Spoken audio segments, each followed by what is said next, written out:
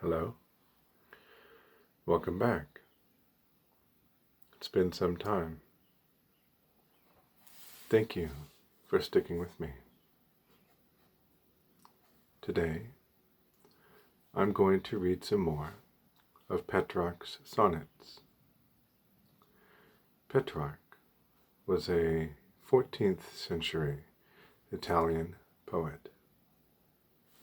And I have here a book of his sonnets. It is an old book from 1966, and it presents his sonnets both in the original Italian and in English. And the English translations were done by a number of different translators. I haven't chosen which sonnets I want to read. I'm just going to open the book and choose some at random. So, let's get started. When mine eyes have thine image inward led to the soul's depths, all others leave the heart. The strength that mind to body can impart fades, and the limbs seem powerless and dead. From his first miracle, anon, is bred a second. That which must so depart flies from its home to seize on thee in part, gaining revenge in its own exile glad. Two faces now assume death's pallid white, because the strength which gave to each life's glow, nor one nor other had the power to show. Remembering well what to that day I owe, when two so transformed lovers met my sight, my own face shows me in the selfsame plight.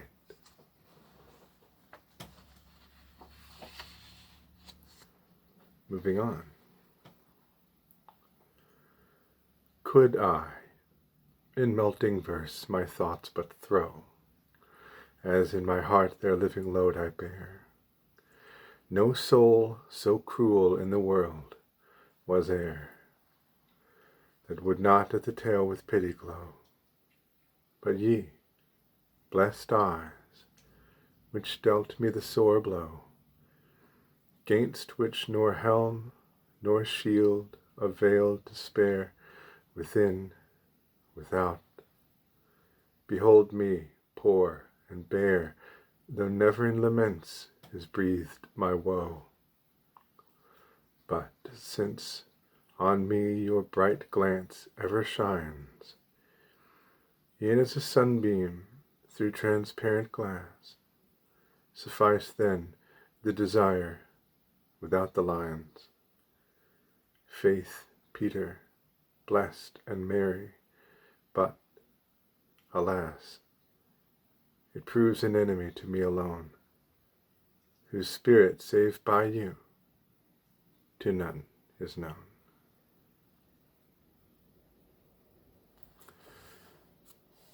Many of these poems are about a woman Petrarch loved. Her name was Laura, and very little is known about her. He loved her from afar. As far as history can tell, he never approached her. He wrote a lot of sonnets for her, and when she died, his sonnets became very sad. Here's another one. In what divine ideal, what lofty sphere is found the pattern from which nature made that face so fair, wherein she might parade proof of her heavenly power to mortals here? Were ringlets ever loosed of gold more sheer to wayward breeze by nymph in pool or glade, was every virtue in one soul displayed ere now, and how the noblest costs me dear. Who knows her not, can never realize how beauty may the heart of man beguile, and who looks not upon my Laura's eyes knows not how love can kill, and otherwhile may heal us. Let him hear how soft she sighs, and gently speaks. Oh, let him see her smile. I wonder how close he got to her. I'm sure that to him, loving her from afar, watching her, seemed very romantic. But to be honest, it seems a little bit creepy to me now, in the 21st century. Love and I stood agape. We marveled how no wonders ever mazed the human sight, like the speaking lips and laughing eyes alight of our one lady, who has no equal now. Under the fair serene of her calm brow, my ruling constant stars are shining bright, to fire the kindred heart and lead aright him who would take love's last, severest vow.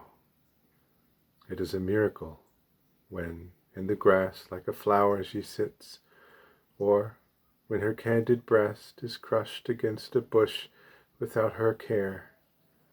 How sweet it is in spring to see her pass, alone, and by her lovely thoughts caressed, weaving a circlet for her golden hair.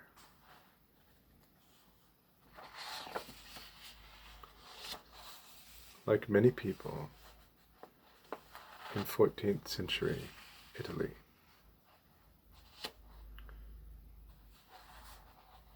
Petrarch was very religious. He often makes religious comparisons when he's speaking of Laura. Was I not fortunate of those fair eyes, whose like was never on the world conferred, one which I saw through pain confused and blurred, sent out a force which dulled and mottled mine. When I'd gone back, because I always pined to see her, and by nothing else am stirred, 'twas then that least hard usage I incurred from heaven and love, all reckonings to combine. For out of the right eye, or say right sun, of my liege lady, toward my right eye came that ailment which I'm solaced by, not grieved, just as if wings and reason it could claim.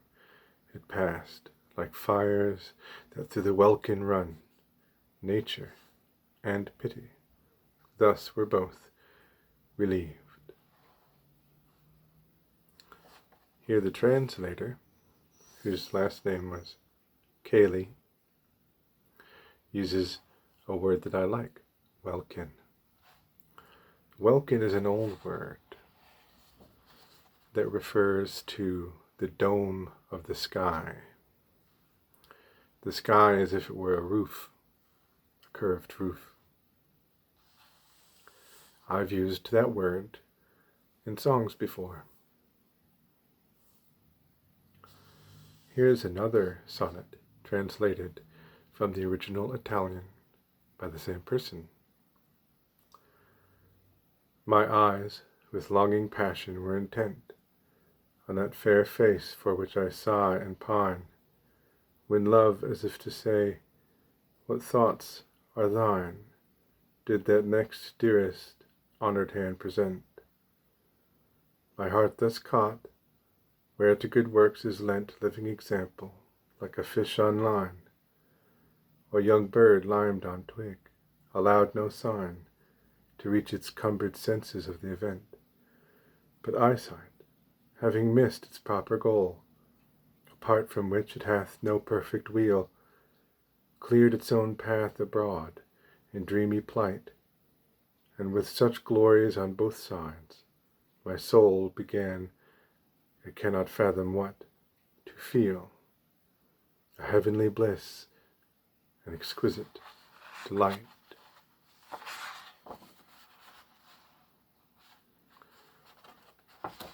These videos that I make them all in one take.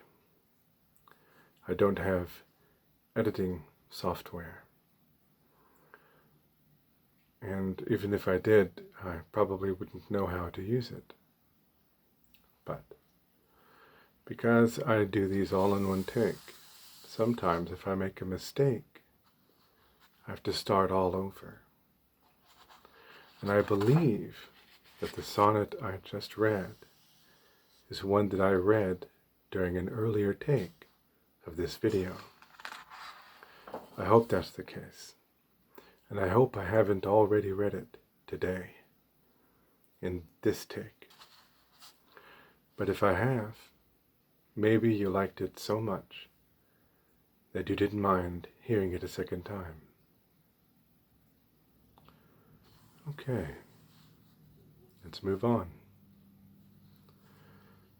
I have sought ever ways of solitude, as brooks and heath and coppice know full well, seeking to flee those blunted minds, and fell, that would my hope of winning heaven preclude. If I might gain the peace I have pursued, since I might not mid Tuscan mountains dwell, I would abide in Sorga's pleasant dell, with sighs and lays by its sweet flow renewed. But I am driven to that place again, where I rage to see my treasure in the dust, for so wills fortune, evermore my foe. Yet to the hand which now enfolds this pen, fate has for once been kind, and mayhap just. Love witnessed what my lady and I know. At the top of this poem, these poems have no titles, but at the top of each is a short sentence explaining what it's about.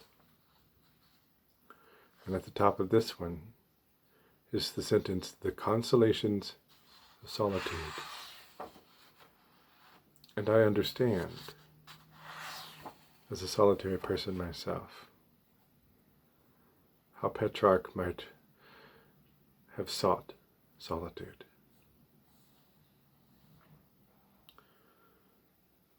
Alas, that gentle look and that fair face. Alas, for the body's beauty when you wended your gracious way. Alas, your words that mended the wicked and taught honor to the base. Alas, that smile of yours, whose wounding grace has come to death, and all my hope is ended. You'd have been queen of earth had you descended to a younger world, to a less evil race. Still, I must burn in you respire. I was yours, utterly. My stricken heart can feel no other hurt after today.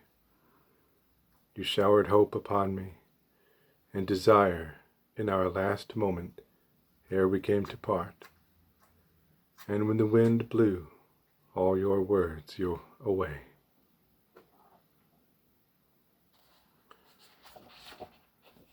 is my hope to read through each of these without making mistakes, but it's bound to happen.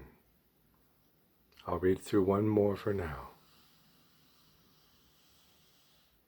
Mid green and shade of yonder flowery rise, where she who taketh mortal flame away, sitting in thought, or wakening gentle lay, confirmeth tales of spirits from the skies. My heart, that for her sake my bosom flies, wisely he went, still wiser if he stay, goes singing with her, where the grassy way bent from her foot is seen, moist from my eyes.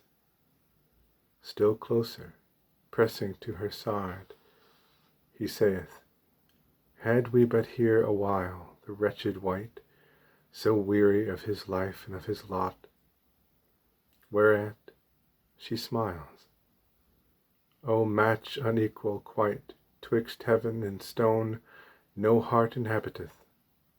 O sacred, fortunate, delightful spot. Thank you very much for watching and for listening. I will be back. And until I am, I say goodbye and have a good day.